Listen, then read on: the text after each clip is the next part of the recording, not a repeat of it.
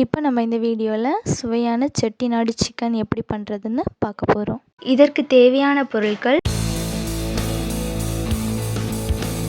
அடுப்பில் முதல்ல பேன் எடுத்து வச்சுக்கோங்க. பேன் சூடானதுக்கு பிறகு பிரிஞ்சி இலை, பட்டை, மராத்தி மொக்கு, 2 ஏலக்காய், 2 அன்னாசிப்பூ, 2 கிராம்பு, 3 டீஸ்பூன் மல்லி, முழு மல்லி, 1 டீஸ்பூன் ஜீரகம், 1/2 டீஸ்பூன் சோம்பு, 1/2 டீஸ்பூன் நல்ல மிளகு, கொஞ்சமாக கருவேப்பிலை, 4 காஞ்ச வத்தல். இவ்வளோத்தையும் நல்லா வறுத்துக்கணும். வறுத்ததும் அதை நம்ம ஆற வச்சு மிக்சியில் பொடி பண்ணிக்கலாம், பவுட்ரு பண்ணிக்கலாம். அதை பவுட்ரு பண்ணி தனியாக எடுத்து வச்சுருக்கோம். அதுக்கப்புறம் அதே பேனில் நம்ம தேங்காவை வறுத்து வச்சுருக்கலாம். 1 கப் தேங்காவை நல்லா பொன்னிறமாக வறுத்துக்கலாம். வறுத்ததும் அதையும் மிக்சியில் போட்டு நல்லா பேஸ்ட் மாதிரி அரைச்சிக்கலாம். அப்புறம் பேன் ஹீட் ஆனதும் எண்ணெய் விட்டு அதில் நம்ம பவுட்ரு பண்ணி வச்சுருக்க மசாலாவை ஆட் பண்ணலாம். மசாலா ஆட் பண்ணி நல்லா வதக்கிக்கோங்க. அப்புறம் கொஞ்சமாக கருவேப்பிலை, 1 ஸ்பூன் இஞ்சி பூண்டு பேஸ்ட்டு, இவ்வளோத்தையும் போட்டு நல்லா மிக்ஸ் பண்ணிக்கோங்க.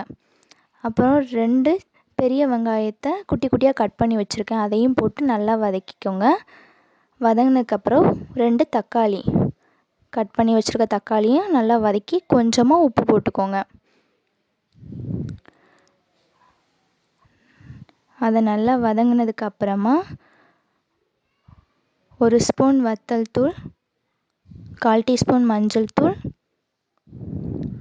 கொஞ்சமாக உப்பு, இவ்வளோத்தையும் போட்டு கொஞ்சம் மிக்ஸ் பண்ணி வதக்கி விட்டதுக்கு பிறகு நம்ம எடுத்து வச்சுருக்கிற 1/2 kg சிக்கன் அதை போட்டுடலாம். கழுவி வச்சுருக்குறோம். அதை போட்டு நல்லா மிக்ஸ் பண்ணி விடுங்க.